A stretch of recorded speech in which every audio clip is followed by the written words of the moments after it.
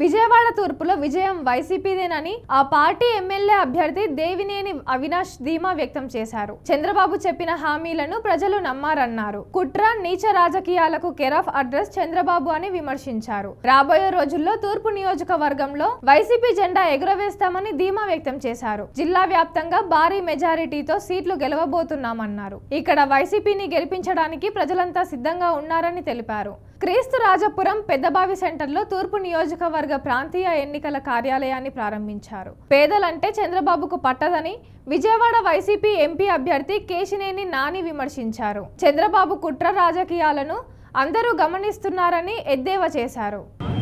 ఇందాక పెద్దలు చెప్పిన విధంగా రాబోయే రోజుల్లో తూర్పు నియోజకవర్గంలో అదేవిధంగా ఈరోజు విజయవాడ జిల్లాలో ఎన్టీఆర్ జిల్లాలో తప్పకుండా వైఎస్ఆర్ కాంగ్రెస్ పార్టీ జెండా ఎగరవేస్తామని చెప్పారు.